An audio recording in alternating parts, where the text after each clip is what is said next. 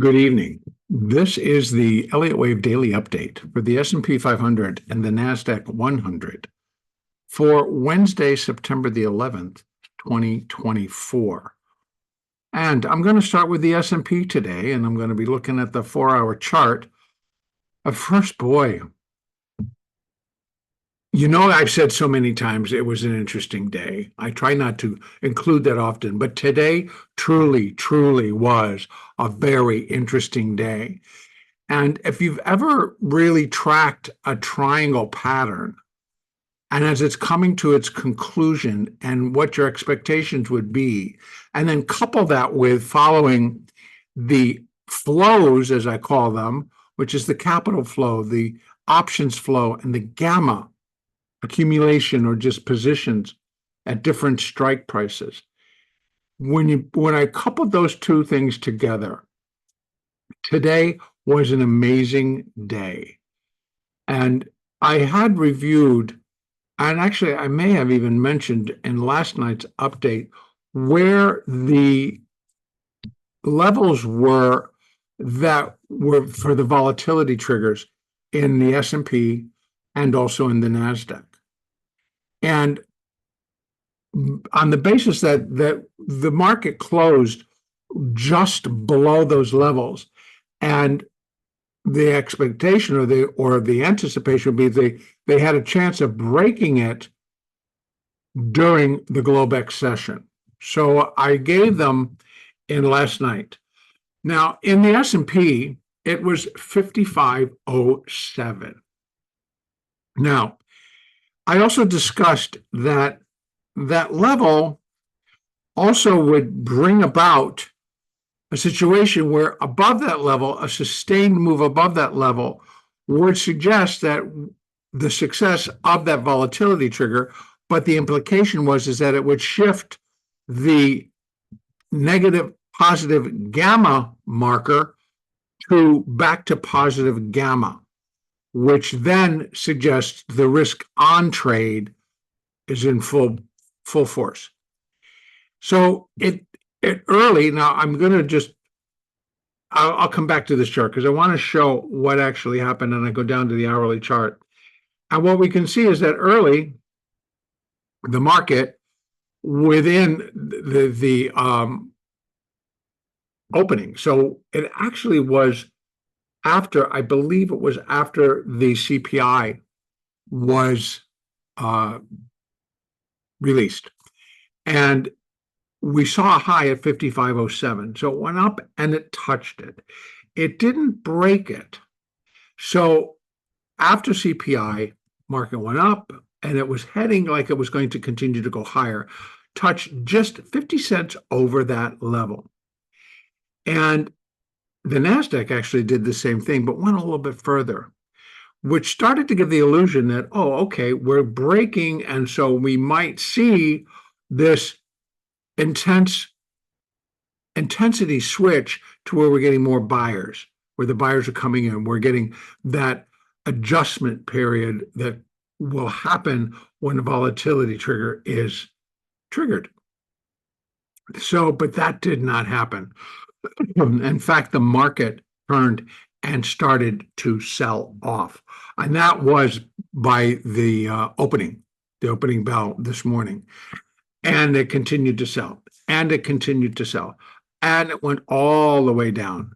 So all the way for the first basically half hour until that 10 o'clock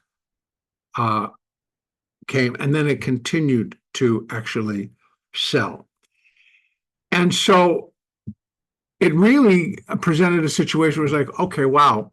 So maybe this, if I thought, we're looking for a slight bounce up to complete the D wave, if this triangle pattern was to be true and in force.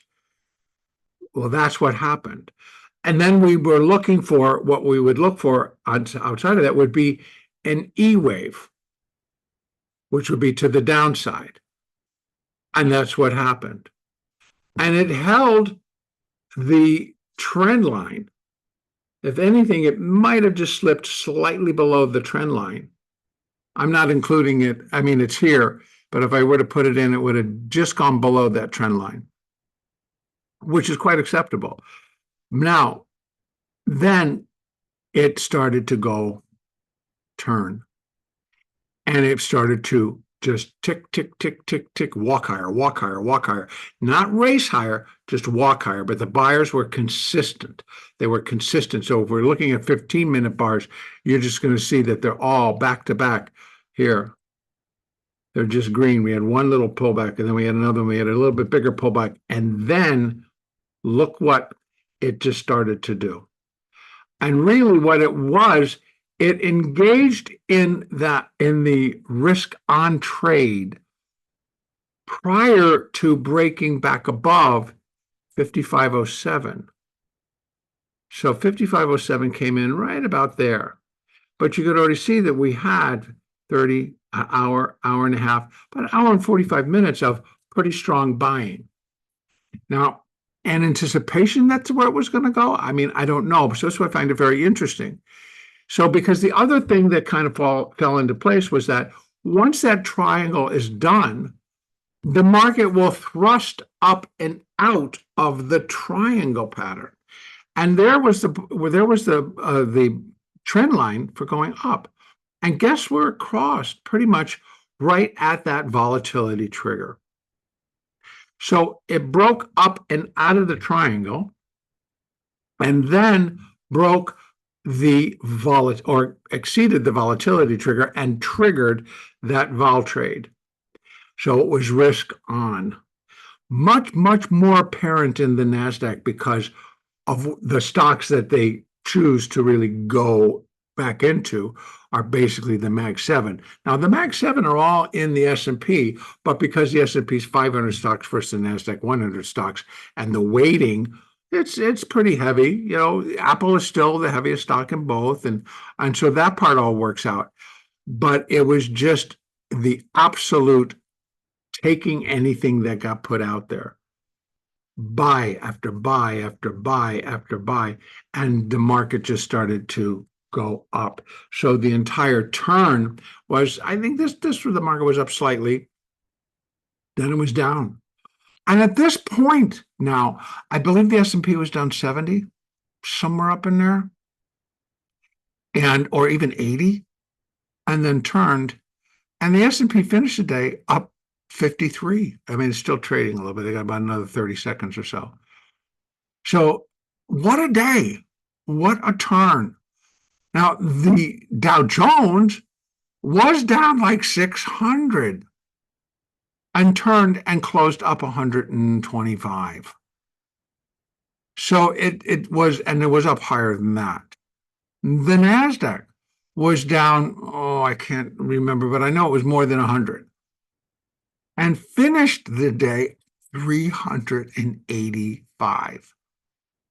These are massive turns. Now, when I talk about the triangle, this is what I'm making reference to. And trust me, the triangle could be in either direction. The completion point could thrust lower or thrust higher. In this case, it was going to thrust higher. So there's going to be a couple of interpretations, and I'm not sure what the balance is going to be of what people think happened, but I'm going to kind of stick with the triangle pattern because it all fit. The D wave coming within resistance levels that would be associated with it, because like we talked about yesterday, I think it got up just above 50%, maybe closer to 618, and then just nosedived. I mean, nosedived all the way back down.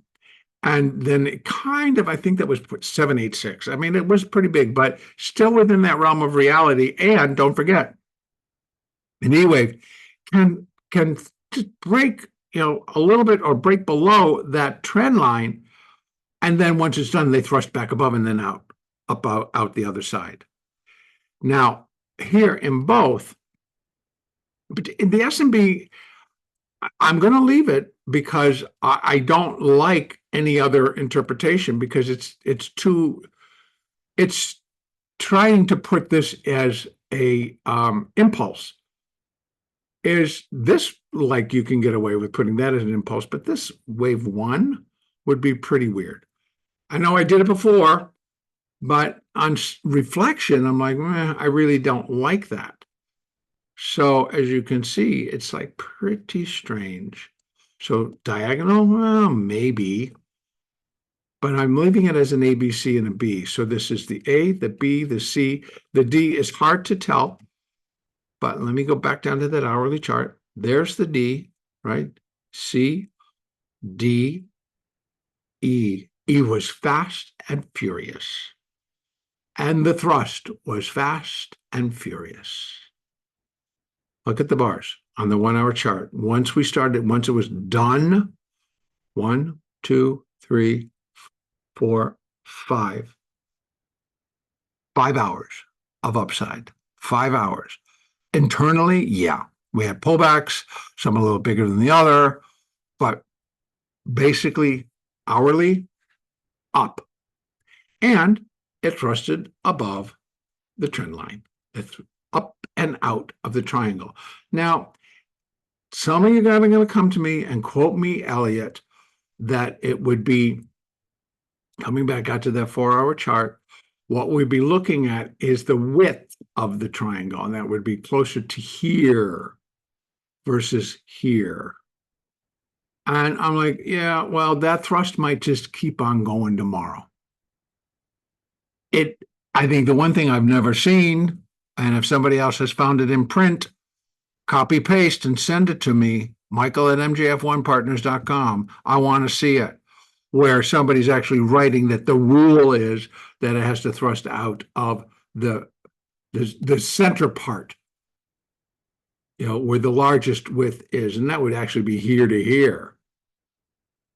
And it's like, it didn't get down there, so why would I think it's going to thrust from there or that much?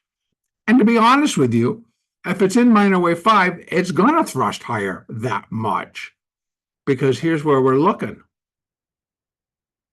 Okay? Now, let's just take a review. If it is an ABCDE, not the prettiest, but it works. It fits. Let's go here and see if I can get, that's not going to work out any better. Let me stick in this 4 hour, but I'm just going to open this all up so we can get and look inside. It fits. So I am going to leave it. Again, if you have another interpretation, put it in the comment section or send it to me. And so let's take a peek. Wave 4, yes, I understand how far down this one was to this one. But remember, I was talking, and I constantly thought, it's like, okay, well, this could have been ABC, and we could put the minor 4 there, and well, maybe this could be 1, 2, 3, but then we came down here, and 4 didn't necessarily overlap wave 1, because that low is 53.94, and that high is 53.42. So it actually did not. So push comes to shove, it's going to be a stretch, but 1, 2, 3. Oh no, it just gets too bizarre. 1, 2, 3, 4, 5, and that could be right. If I'm going from that low, 1, 2, 3, 4, 5, and I'm probably going to run into trouble that the 3 might be the shortest. So I'm leaving it A, B, C, B wave, C wave, D wave, E wave, launch. Not at wedged for sure. It's not pretty, but then again, this whole count from here has been really difficult. And in here was very, very difficult. One of the things that also, remember I talked about how 5 days in the running, we had a power up opening to be rejected 5 days in a row. Well, today it was a power down opening. Oh, well, let's change it up a little bit, market. They want to think we're going to get 6 days of just another high opening and then come down. No, it reversed. We had a strong down, but it just happened to put in that E wave, and then we exploded higher. And it truly, folks, it truly was a wonder. And it actually was kind of fun to trade. Both directions. Both directions. I ended up I started, me personally, I started to trade once the CPI came out. And there were some really good moves in that. And they were fast and they were quick, and you didn't really need to do more than a one lot. And you made some decent money. You had to be able to sit through some risk. I will tell you that. But got the moves and it worked. And then once the market opened, that downside, because it was consistent, it was like bam, bam, bam, bam. And it was just slicing it lower. And so that was just jump in and you made decent money. So all of that aside, I am going to leave it in a triangle pattern. Now, I'm not putting that all the way over. And the reason is because I have to connect it to something.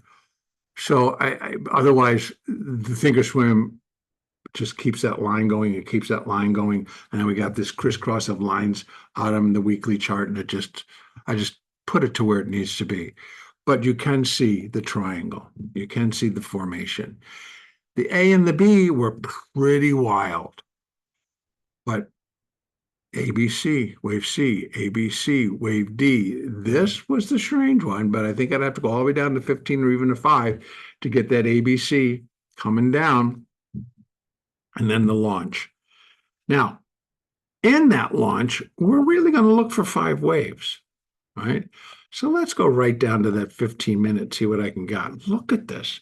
Look at the power of this thing on the 15-minute chart. It's pretty amazing. So 1, 2, 3, 4, and then wow, just is kind of interesting, right? 1, 2, 3, 4, 5, 1, 2, and then 3, 4.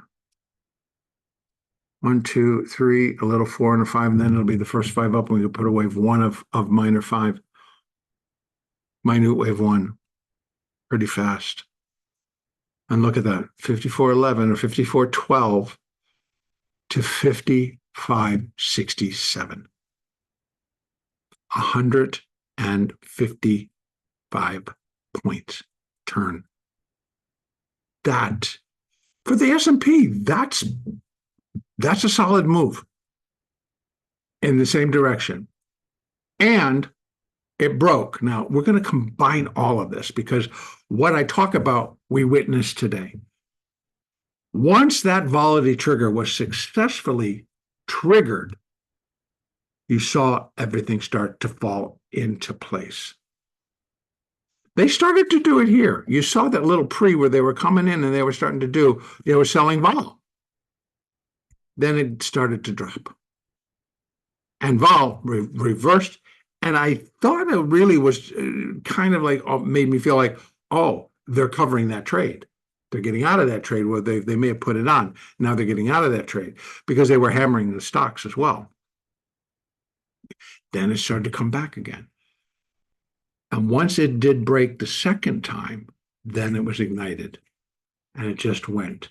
And that's what I'm talking about. It was the risk on trade. What is that risk on trade?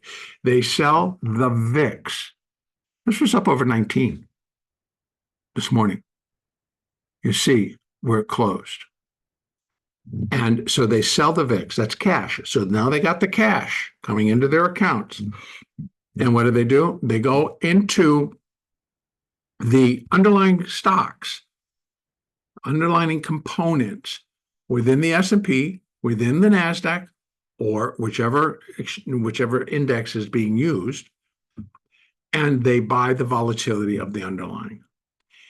Primarily what I've witnessed with this risk on trade is they're kind of sticking to the AI, Mag 7, the big boys. And so that's where we saw a lot of this stuff really turn and just start to take off. And particularly like Microsoft, NVIDIA, Google, Apple.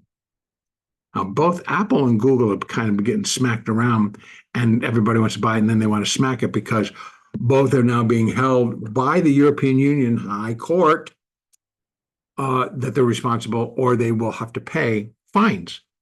And I can't remember, but I think Apple's is at least over $1 billion. It might be 1.3, or maybe it's 3 billion. I don't remember at this point. And Google is like 500,000. These are trillion-dollar valued companies.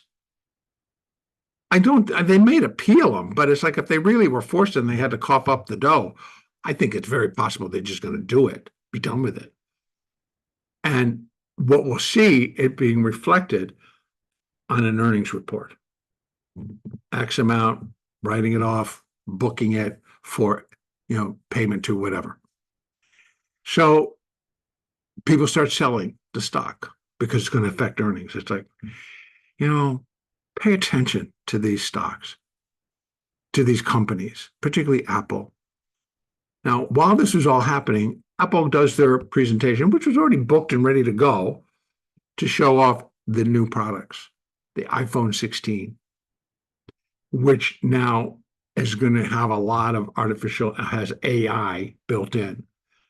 The new AirPods are going to be AirPods / hearing aid.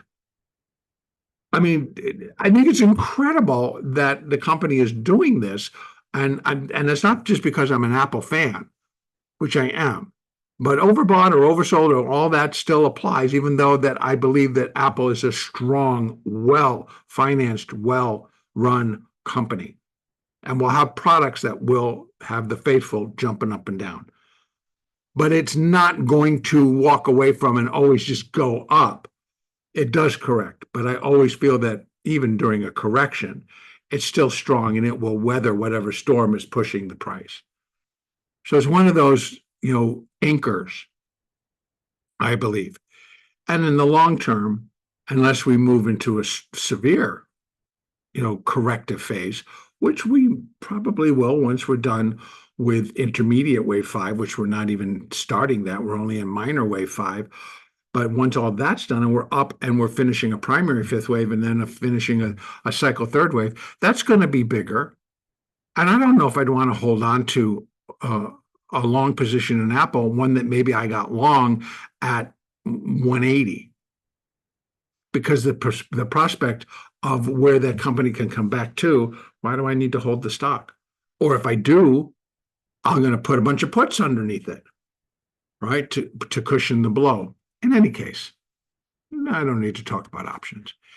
So I really liked the structure. I really liked the intensity of the rally. I really like that it when it broke 5507, it really followed through this time. Pull back and then follow through, pull back and then follow through. That was into the close. So, that's a pretty good trigger. 5507, and it added $60 from the trigger. So that's now in play. So it'd be interesting to see where now these next levels are going to come in. And so let me just see where we got. I don't think it's not out yet. So I'm not going to be able to do that. But just to tell you what the changes have come, where they are now in terms of the call wall, the put wall. The call wall is up actually pretty higher up than all of this. Now, let's just talk for a minute, because what I also did do, and I'm going to pull out the 1 hour chart so we can see that I've added the first fib, right? If this is minor 4, I'm comparing minor wave 1 to minor wave 4, so I can get my levels for where I think minor wave 5 is going to come in. I'm going to go back out to that 4 hour chart because I need to take a look at that high. This high is 57.21. And I will be expecting the market to go above 57.21, as to go above the high of minor wave 3 to new all-time highs. So now I believe by the end of, well, no, I think by the end of this week and over the weekend, the futures contract will switch from September to December because a week from this Friday is the September expiration, and this September future has no more life. It dies on that September expiration. So the contract rolls, and usually all of the services, the service providers, which would be like Thinkorswim or TradingView or any of whoever your data provider is, they go ahead and roll it. Now, the general rule that I've always used is when the volume, and you can always just kind of take a look by just looking if you can get this data. I always go in and I take a look here, right? Here are the futures. So you can see that, well, 111,000. So you can, but 2,000,002, I think they may be starting. That's big volume. That's another indication that it triggered. We had big volume in the futures market today on that turn. Okay. Another thing coming in behind. So we're going to watch to see once the volume in December is greater than September, you definitely don't want to be trading the September contract anymore. But I usually find it safe to trade as long as the volume in September is greater than the December contract. Once it flips, I'm going to switch it as well. Now, mind you, look at the difference. So once it changes, we're suddenly, and say it's from up in these levels or even higher, we're going to start at 56 rather than 55. We'll be at the 5,600 handle. And you're looking at a chart, 5,600 handle. Suddenly we're going to come in and we're going to have this gap. And depending on where we are in the whole process, by the time it goes, we might be up here and we'll get a gap. So we'll be opening probably on that next day, once the roll is complete, that we're already above 57. That's my point. But so when we start looking at these numbers, we're like, well, wow, look at how high. But don't forget, folks, I have been discussing the potential that in this minor fifth wave, we could get up to 6,000. And now I'm looking at it going like, because I thought, if I needed it to come down below here to finish minor four, and then get closer to here to finish the minor four, I'm like, boy, that's going to be a task. That's going to be a hard job for the market, I thought, to get itself all the way back up to here. Not with the roll and not from its current starting position. So I think it is possible. But our first line in the sand, of course, is 618. Now, I do not think for one iota that this is going to complete minor wave 5. But I leave it there because the first probability is equality, where wave 5 would be equal to wave 1, and that's 58.26, 58.27 if I round it up. And that definitely is a new all-time high. So that one holds a little bit of strength in this whole thing. I will be adding other fib levels as the move progresses. Now, of course, what'll spill everything down the drain is if we come in and PPI comes off the wall, negative, and this turns in nosedives. I'll be like, okay, back to the drawing board. What the F is all of this? And the only thing that comes to my mind is that here is A of D, B of D, C of D. And we still got that E wave down to put in. Now that I'm putting it in here because now I've gone through this big whole explanation of the thrust and everything that went to producing why I'm putting the E wave where it is. But now I will add, let's not forget that tomorrow we got the PPI. Now, initially when the CPI was put out, the market tanked. It dropped, I think, 140 NASDAQ points. But, recovered. And to go up and start to trigger that vol trade. And then we got the opening. Okay? So tomorrow, your guess is as good as mine as what the reaction will be. So maybe it will erase all of that. So how I would look at it should that happen? A of D, B of D, C of D. And the D goes up here and this comes down this way. And then this would go up this way. I'd let that come through. And we'd be looking for that E wave to come in between. Possibility. I'm putting it out there. Now, I know everybody goes, oh, the possibility. How do you want me to trade that? Intelligently, that's how I want you to trade it. If you're a swing trader, there's going to be some trades you can do. And how do I come up with those entry levels? What do I look for? It's like, well, what is your methodology now? Right? If you're using moving averages, if you're using different relative strength or MACD or whatever you're using, continue to use it and take your signal. Up or down, take your signal.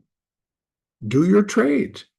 But this is the outside of what the market may show up and do, right?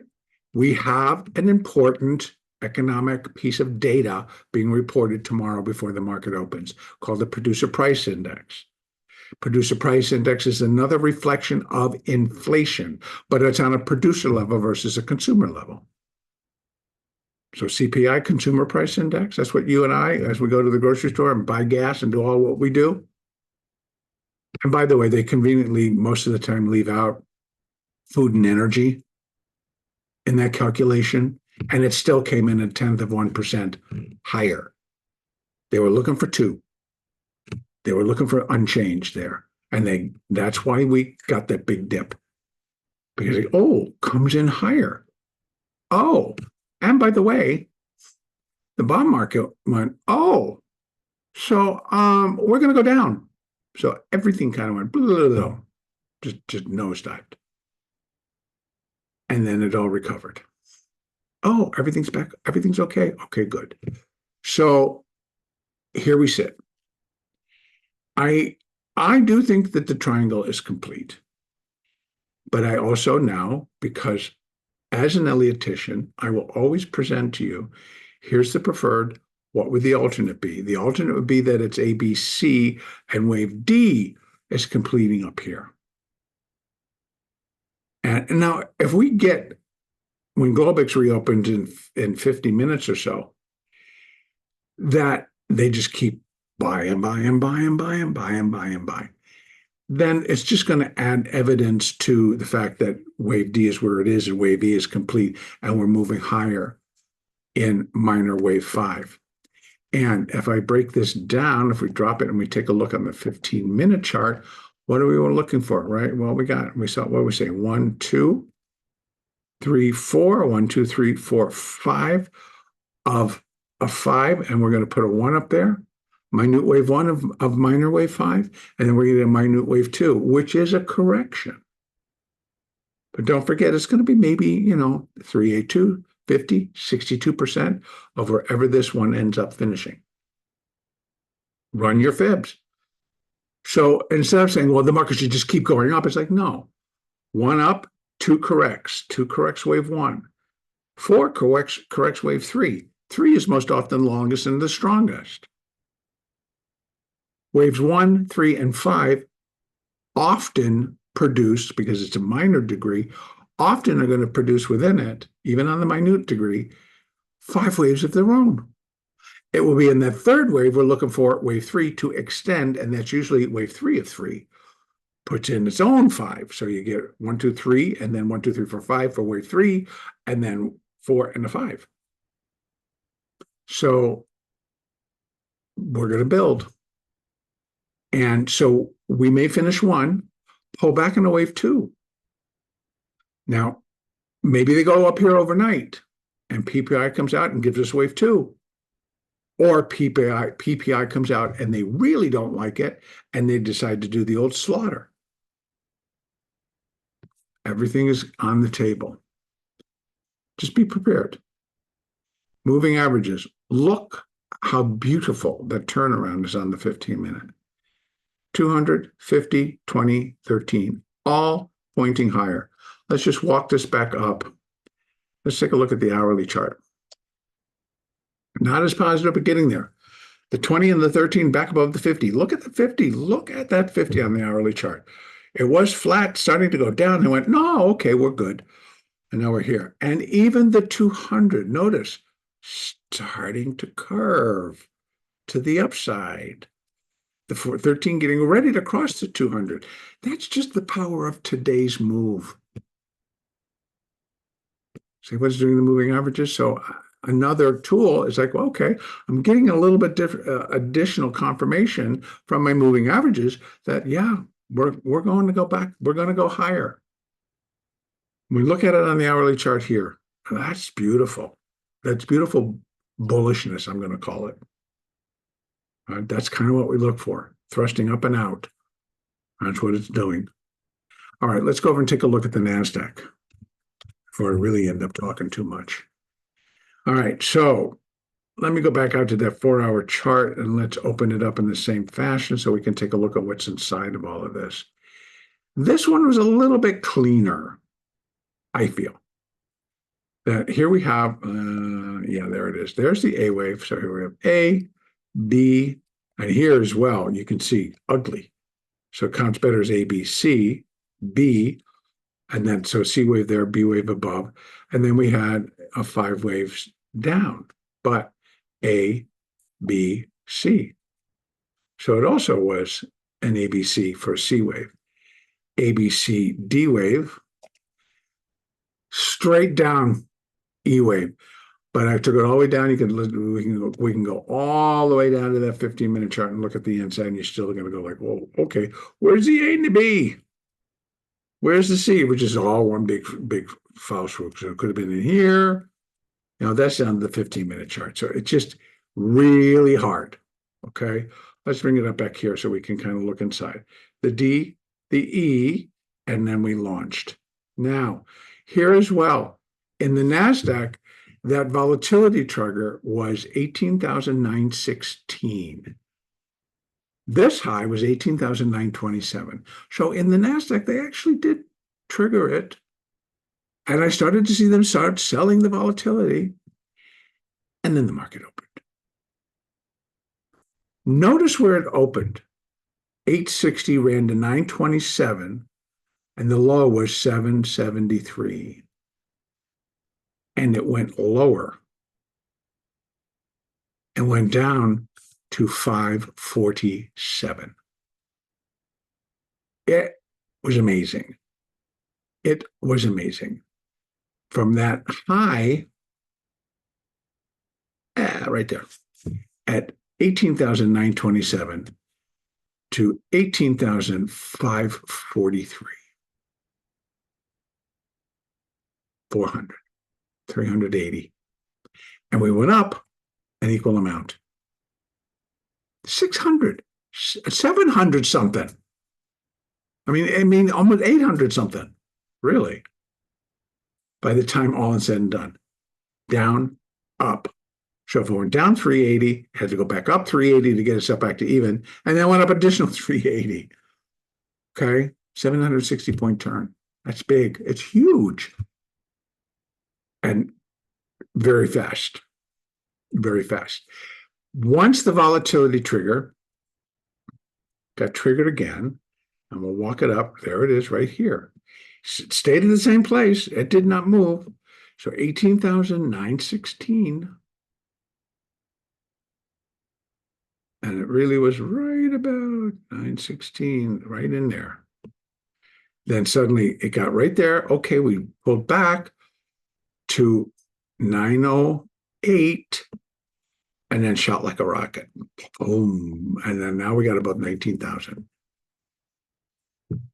It's complete. The volatility trigger has been triggered. And we just sat and witnessed Apple, AMD, Amazon, Broadcom, Google, all of them, Meta, Microsoft, Tesla, NVIDIA, SMCI, and all of the other little guys. We love you, we love you, we love you. Move. And they did. And then you see, plus 300, almost 400 points. And it was up more than 384. It was up over 400 at one point. That's pretty impressive. I think that's pretty wild for the market. But that's the power of the risk on trade. Sell the volatility, buy the volatility of the underlying, And the underlying are all of those stocks I just mentioned. And what they're doing is buying calls and selling puts. And if you're the dealer, what do you need to do when you have to sell the calls and they were buying calls and selling puts. The dealers had to sell the calls to them and buy the puts. What's the hedge? Buy the underlying. And if you're doubling down because you're having to buy puts and sell calls, you're going to really hedge pretty much 1-to-1. You're going to have to, right? Just to keep your deltas in a more neutral position. So you saw these, the buyers come in mass, and I think it was a lot of time it's the dealers. It's the ones who are out there making the markets in those options. But it was a good day. It was a good day. One more time, I want to talk about this. When a volatility trigger or one of the other major levels that I discuss, which I do in the trade room, when it gets triggered, you will see the activity increase. If it's triggering a call wall or triggering a put wall, call wall because it's going to be above the market, it's usually because there's short gamma there. So in other words, if it's coming via calls, then what happens is that the dealer or the trader that has those short calls there, which should provide resistance, when it breaks, they are now getting longer. Dollar for dollar, they're getting very long as this market were to continue to pop higher. So they are forced to adjust and buy into strength. And so it's the opposite when we're going in the other direction. You have to sell into weakness. So, often it seems ass backwards, but I tell you, that's the way it is. So in here, market complete. So we minor wave 4. And again, just slipping back out to the 4-hour chart, it does look a lot cleaner here. It really does. All right. A, B, C, D, E. He was quick. He was very quick. But I'm pretty sure that was it. Again, here, same as in the S&P. What's my alternate? My alternate is that it's still in the triangle pattern. And it was A, B, C, and the D is going to go up here. It switches the trend line just up a little bit. And that's taking that's going to be the completion point, by the way. So I don't know, because now we're, 25 minutes away from that market opening, the Globex opening. And I'm looking like they probably are going to, I don't know, could be a coin toss. Could be a coin toss. They're kind of marking stuff a little bit, a few things down. So maybe it'll come off a little bit. And then, but if it rallies, which I do imagine it will, it's going to add to the strength that it is the minor 5. Now, let's go over our fibs for upside. 618, just because it is. I think it's just going to be resistance, 19,905. Well, we did 300 today. That would be 700 points. PPI comes out much better than CPI. 700-point rally. Because the mad dash to get all this stock back, to get all this risk-on trade going. Could it? Yeah, it could. It could. So I think also we have tomorrow, what else we got? We do have some other numbers coming tomorrow. Let me just go check those right now. We have initial jobless claims, producer price, and then monthly U.S. federal budget. So 8:30 a.m. Eastern, we get initial jobless claims, and that we've seen in the past rock the boat. So maybe it'll rock the boat again. But if it rocks the boat, then I'm going to put a D up there, wherever it is, and then we're coming back down in the E wave. And I move that trend line, and that trend line gets extended back out. Still, I believe in a triangle pattern at that moment. But when I bring it back down to the hourly, I'm like, well, they're looking pretty strong. Okay. 4-hour, so we can review our numbers. As long as minor 4 is going to end up there, then we have 19,905. I'm not expecting this to finish there, because I'm expecting, if indeed minor wave 5 is in action, that it needs to get above that high, which is 20,918.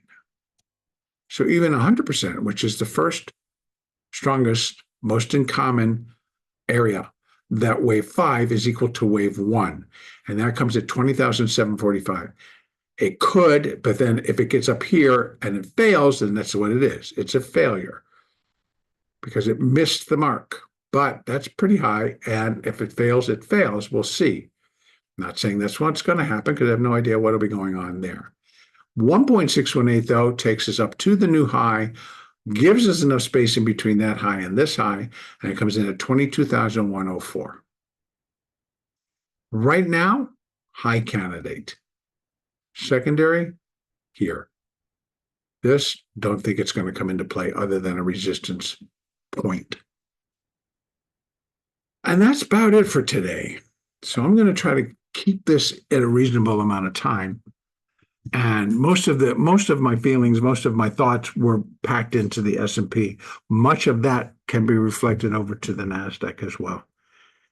And so, with that in mind, the next update will be on Thursday, September the 12th.